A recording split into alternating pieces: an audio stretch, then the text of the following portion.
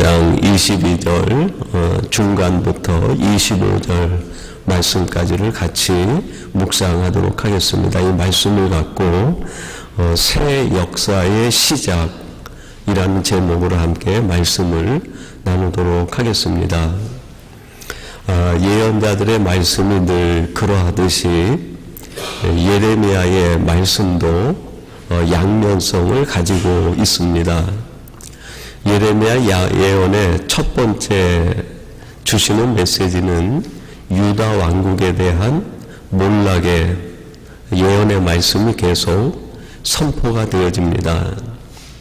그리고 또 하나는 그런 몰락과 대비해서 유다 왕국의 새로운 시작, 새로운 부흥에 대한 말씀이 또한 계속 선포되어지고 있습니다. 하나님의 말씀은 언제나 우리에게 양면적인 입장으로 다가옵니다.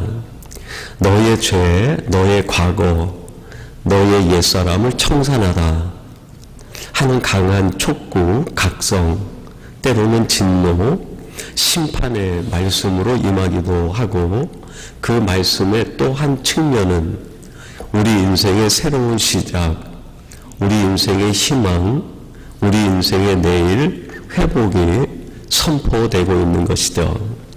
그래서 이 하나님의 말씀의 양면성에 따라 우리의 과거를 청산하고 옛생활을 버리고 하나님이 보여주시는 새로운 비전을 향해 나갈 때 우리 인생은 내가 있는 곳이 어디든 새로운 희망으로 하나님이 이루시는 역사로 충만해지게 된다 하는 것을 알게 됩니다.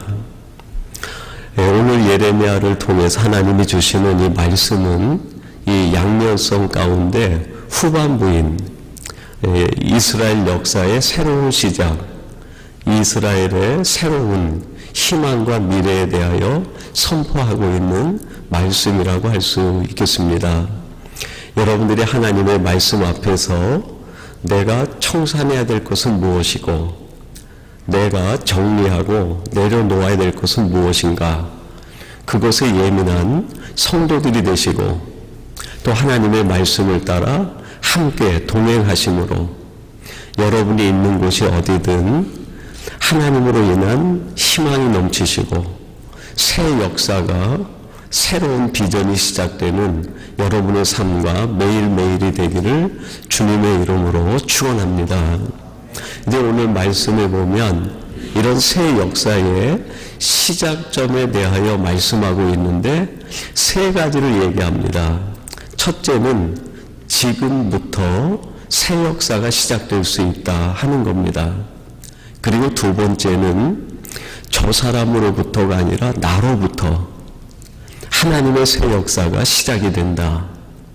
그리고 세 번째는 여기에서 더 좋아진 환경이나 배경 가운데서 시작되는 것이 아니라 내가 있는 이 자리가 최악의 상태라 하더라도 지금 여기서부터 하나님의 새 역사는 이루어질 수 있다.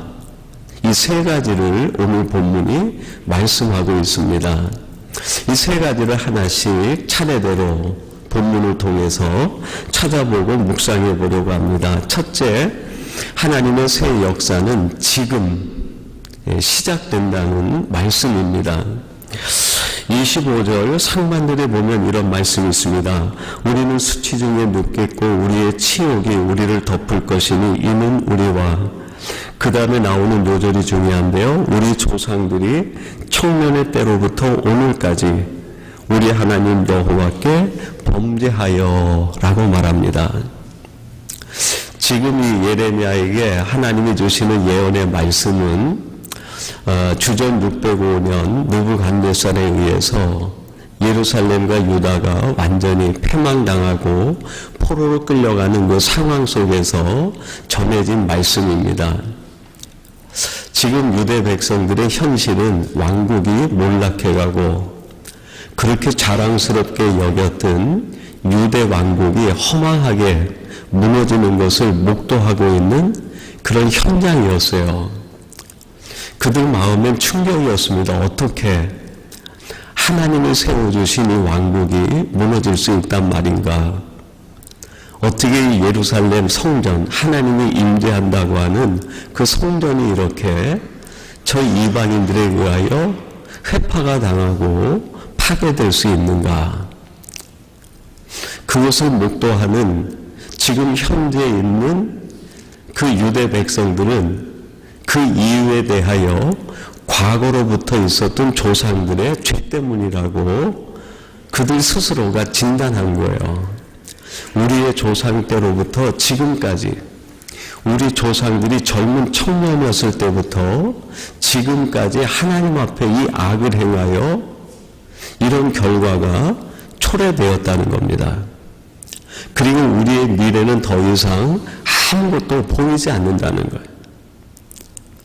지금 유대 백성들이 그들이 목격하고 있는 참상에 대하여 지금 이 무너지는 속에서도 하나님이 역사할 수 있다는 것을 느끼지 못하고 지금 이렇게 된 모든 것들은 전부 조상들이 잘못한 신앙의 결과, 그들 때문이라고 누군가를 탓하고 그래서 우리에게 내일에 희망도 없다고 절망하는 상태에 빠져 있음을 얘기합니다.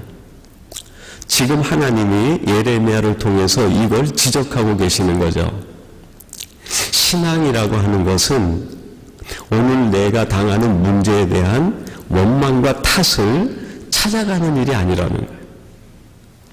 그리고 내가 지금 어떤 상황이 있든지 신앙이라고 하는 것은 내일에 대한 부정적인 생각을 내가 끊임없이 나한테 주입시키고 나에게 확인시키는 일이 아니라는 거예요. 신앙이라고 하는 것은 과거에 대한 원망이나 미래에 대한 불안과 부정적인 사고로부터 벗어나는 것이라는. 여러분, 성경이 말하고 있는 신앙적 언어는 언제나 현재형으로만 표현이 가능합니다.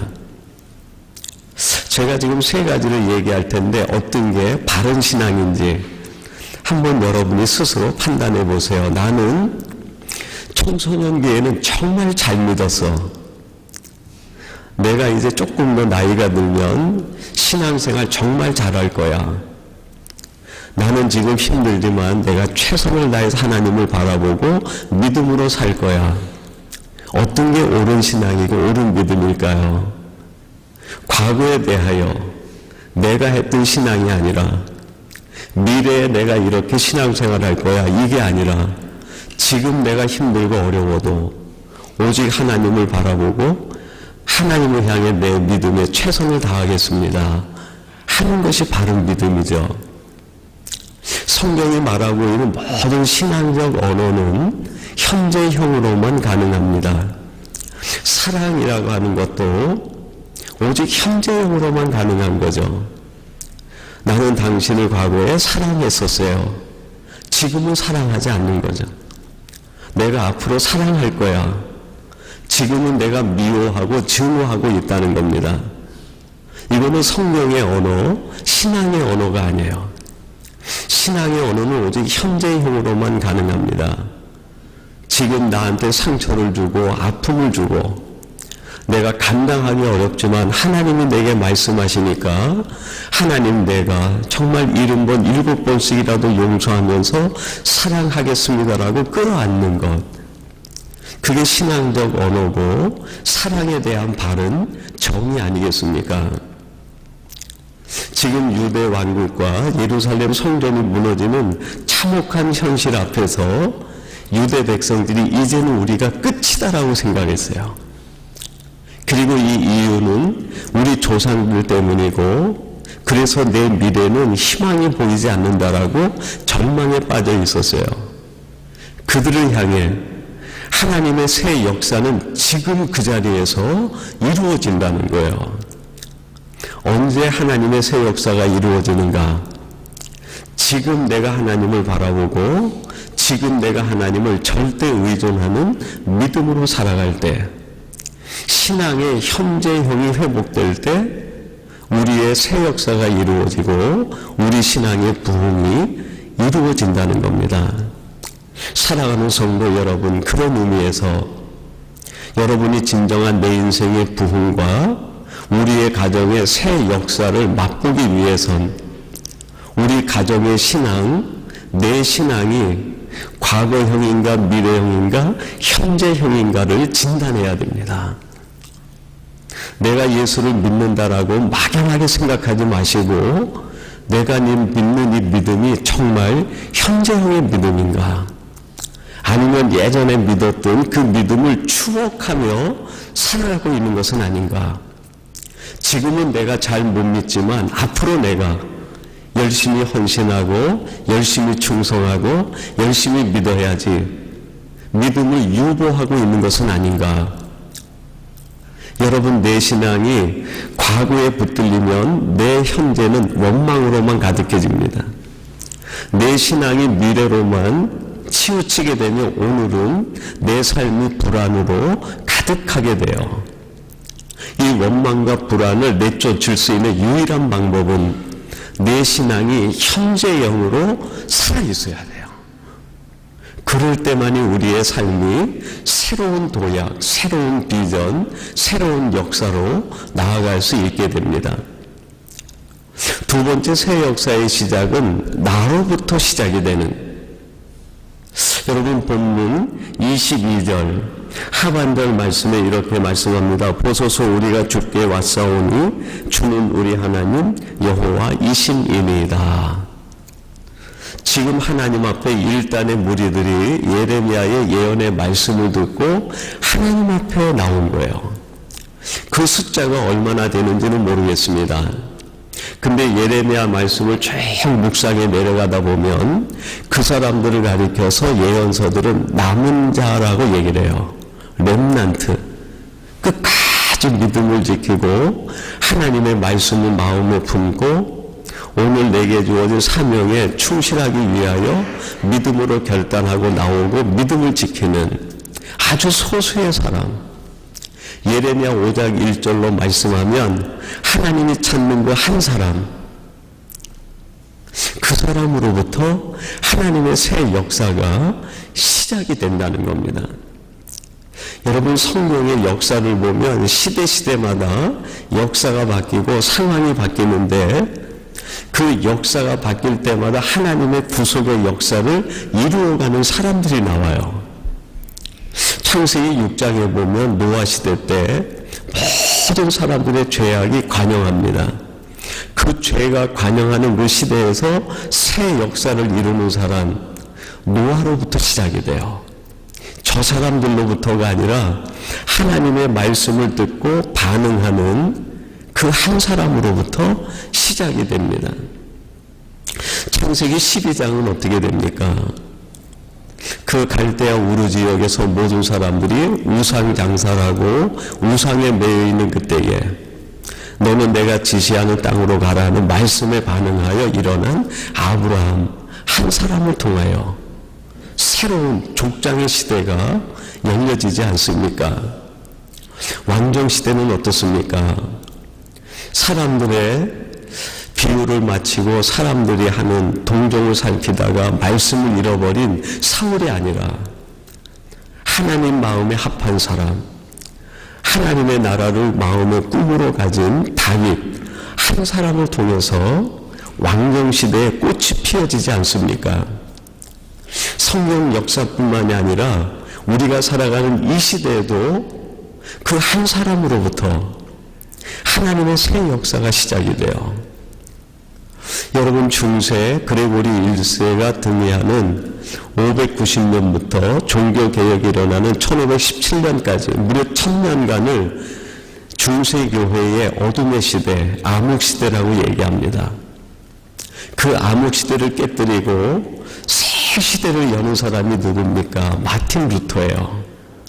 그 루터 한 사람으로 새 시대가 이루어지는 거예요. 우리는 지금 역사를 돌아보면서 이 사람들을 통해서 새 역사가 시작됐다고 얘기하지만 그 현장에 있었던 이 사람은 어떤 의미로 그 시대를 살았을까요? 그래, 모든 사람들이 생각에 악함을 쫓아가도 노아가 결심했을 겁니다. 나는 하나님의 말씀을 쫓아가겠다. 나로부터라고는 인식이 있었던 노아로부터 새로운 시대가 열린 거죠. 모든 사람들이 세상 우상을 쫓아가는 그때에 그래 나로부터 하나님이 세상의 주인 되심을 선포하겠다고 자각했던 아브라함 한 사람을 통해서 새로운 시대가 열리지 않습니까? 그 시대의 한 사람 한 사람이 우리가 볼 때 믿음의 영웅인데 그 믿음의 영웅의 시작이 뭡니까? 나로부터라고 하는 자각으로 하나님의 역사가 시작이 되고 이루어진 거죠. 여러분 지금 이 시대에도 하나님은 그런 사람을 찾고 계시는 거 아닙니까? 오늘 예배하는 저와 여러분들이 하나님의 새 역사, 새 비전, 새 꿈은 나로부터 하나님 시작해 보겠습니다. 정말 힘들고 어렵지만 지금 이 상황이 어두운 밤과 같고 내가 살아가는 삶이 문제가 가득하지만 하나님 나로부터 하나님이 원하시는 그 새로운 세계, 하나님이 꿈꾸는 그 새로운 세상을 제가 한번 시작해 보겠습니다. 쉽진 않을 거예요. 그 모든 것들을 막아내며 싸우고 이겨내기 위해선 처절한 자기의 영적 전투와 희생과 대가가 지불돼야 될 겁니다. 그러나 그렇게 나로부터 새 역사를 이루겠다고 결정하면 그 사람의 삶이 결국 하나님 나라의 위대한 신앙의 인물로 기록되고 남게 되는 것 아니겠습니까? 오늘 예배하는 삼성의 모든 가족들이 하나님 나로부터 새 역사를 이루어 보겠습니다. 지금까지 우리 가정에 흘러내려왔던 모든 어둠의 세력을 나로부터 하나님 한번 새롭게 변화시켜 보겠습니다. 이 밴쿠버에 흘러내려오는 모든 신앙적 흐름, 우리들이 볼 때에 회복되기를 원하는 그런 흐름들이 있지 않습니까? 하나님의 흐름을 한번 저로부터 시작해 보겠습니다.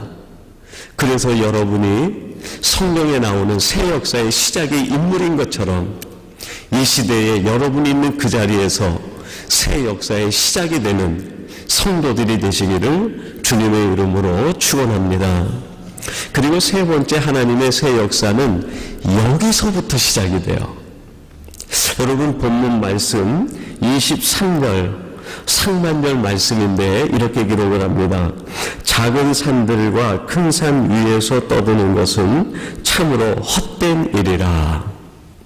하나님이 지금 유대 백성들에게 말씀하시는데 작은 산과 큰 산에서 떠드는 것은 헛된 일이다 얘기합니다. 이 말씀은 두 가지 해석이 가능해요. 작은 산, 큰 산이라고 하는 것은 당시 유대 백성들이 몰락할 때 그 북이스라엘의 영향을 받아가지고 유다 땅에 많은 산당들이 지어집니다.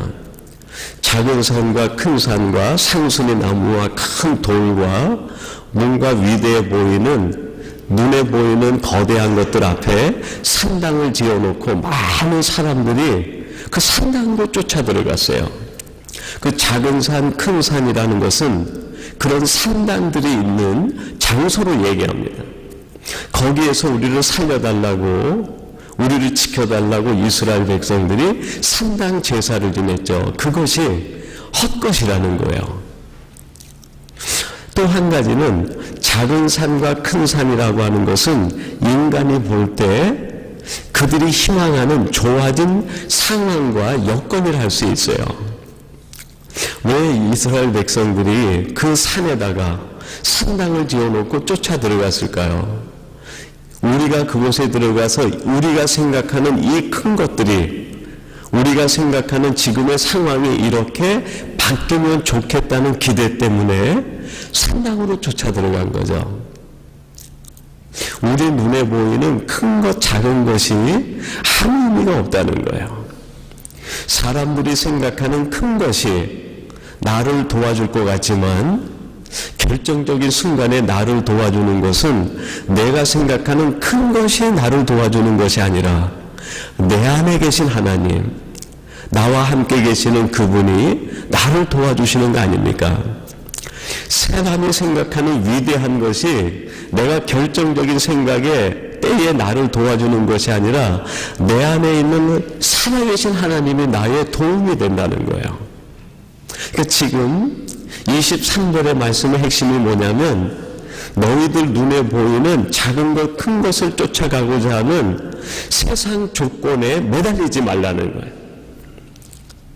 여러분, 때때로 우리들이 신앙생활 할 때, 또 제가 우리 성도님들에게 권면을 할 때 그런 권면을 합니다. 집사님, 권사님, 또 성도님에게 이제 우리가 열심히 다시 시작해야죠. 신앙생활 해야죠. 하나님만 바라봐야죠. 때로는 교회가 이제 목적을 가지고 사역을 해나갈 때가 있습니다. 선교를 한다든지 또 국내 선교지라든지 또는 국내에 많은 도움을 주는 그런 곳에 함께 하자고 얘기할 때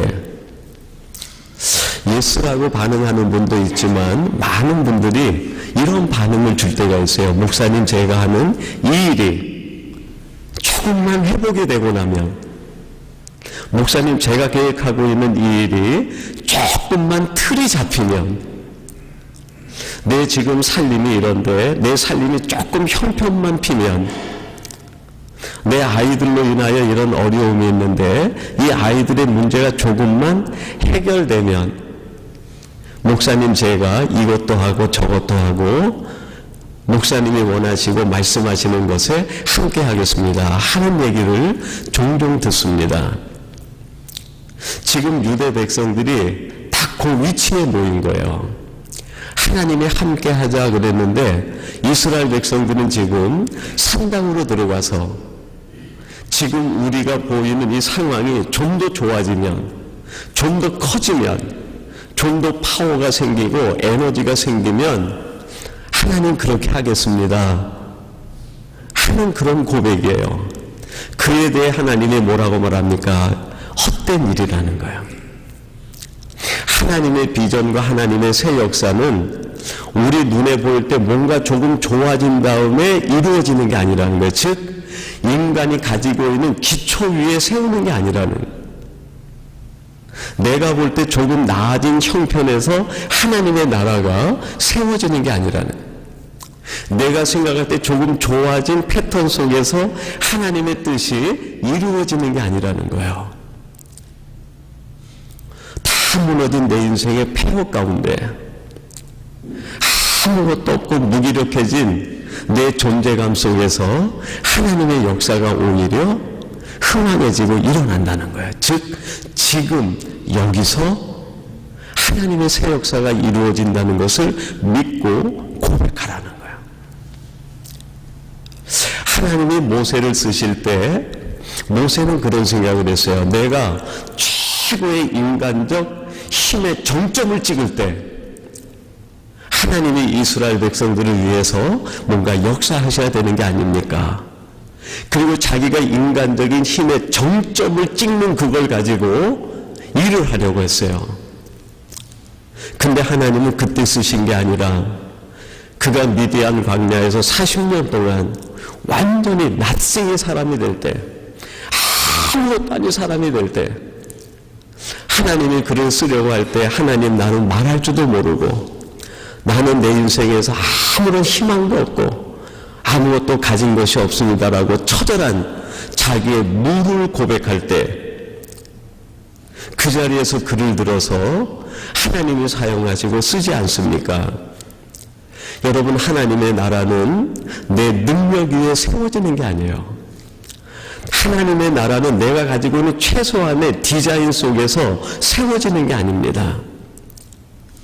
그렇게 해서 세워진다고 하면 그것은 하나님의 나라가 아니라 내 능력의 나라고, 그것은 하나님의 나라가 아니라 내가 디자인한 내 디자인의 결과 아닙니까? 하나님이 이루시는 나라는 그곳에 세워지는 것이 아니라 지금 폐허가 된 것 같은 내 인생 위에, 아무것도 없는 것 같은 내 삶 위에, 나는 이제 끝이라고 생각되는 그 상황 속에서 하나님의 나라가 세워지게 된다는 거예요. 창세기 1장 2절에 보면 하나님이 우주 만물을 만드시는데 어디에다가 우주 만물을 만드십니까? 무엇이 있음에다가 만드는 것이 아니라 창세기 1장 2절에 보니까 혼도와 공허가 흑암이 깊음 위에 있을 때 이 세상 전체가 혼란스럽고 공허하고 텅 비어있고 캄캄한 어둠 속에서 하나님의 새 창조의 역사가 이루어지기 시작합니다. 사랑하는 성도 여러분, 하나님은 지금도 우리를 통해서 새 역사를 이루시기를 원해요. 내가 있는 현재형 신앙 위에서 다른 사람이 아니라 나로부터, 그리고 내 인생이 무너진 그 자리, 그것은 실패의 자리가 아니라 역설적으로 얘기하면 하나님의 시작점이라 할 수 있습니다. 그 자리에서 하나님은 꿈을 이루시고 하나님의 역사를 이루시기를 원합니다. 그럼 이 시작점에서 하나님의 나라와 하나님의 새 역사는 어떤 힘으로 이루어지는가? 그것이 오늘 본문 마지막 결론 말씀인데 25절 하반절 말씀입니다. 제가 한번 봉독해 드리겠습니다. 하나님은 지금 나로부터 여기에서 새 역사를 이루시는데 무엇으로 이루시는가? 25절 하반절, 우리 하나님 여호와의 목소리에 순종하지 아니하였음이니이다. 이스라엘 백성들이 하나님의 말씀에 순종하지 않았을 때는 그들이 계속 파멸과 몰락의 길을 걸었지만 지금 나로부터 여기에서 다 무너진 상태라도 하나님 말씀을 받아들이고 그 말씀을 아멘으로 받아들이고 순종하는 순간에 하나님의 새 역사, 하나님의 새로운 비전은 시작된다는 거예요. 사랑하는 성도 여러분, 지금 여기에 내 상황이 아니라 나로부터 하나님이 내게 주신 말씀을 가슴에 품고 일어나는 그 사람을 통하여 하나님은 지금도 새 역사를 이루시고 새로운 내일과 미래를 만들어 가시는 줄로 믿습니다. 오늘 예배하는 여러분이 이러한 새 역사의 주인공이 되시기를 주님의 이름으로 축원합니다. 우리 같이 기도하겠습니다. 하나님 아버지 감사합니다. 오늘 예레미야 시대 때 이스라엘 백성들에게 주시는 하나님의 말씀을 통하여 내가 너희들을 통하여 새 역사를 이루겠다고 하시는 하나님의 음성을 오늘 우리에게 주시는 말씀으로 들려주시니 감사합니다. 하나님이 시작하시는 그 새 역사는 우리 인간이 만들어 놓은 디자인 속에서 우리가 생각하는 변화된 환경 속에서 만들어지는 것이 아니라 우리 자신의 지금 현재적 신앙으로 나로부터 결단하고 다 무너진 삶의 현장이지만 하나님의 말씀을 붙들고 일어서는 그 사람을 통해 하나님의 새 역사와 비전이 이루어짐을 가르쳐 주시니 감사합니다. 오늘 예배하는 삼성의 모든 가족들이 이 시대에 하나님의 새 역사를 이루어가는 이러한 주인공들이 되게 하여 주시옵소서. 우리 삼성교회가 이러한 교회가 되게 하시고 이 땅에서 하나님이 이루시고자 하시는 새로운 비전과 꿈을 이루어가는 삼성교회가 되게 하여 주시옵소서. 예수님의 이름으로 기도하옵나이다. 아멘.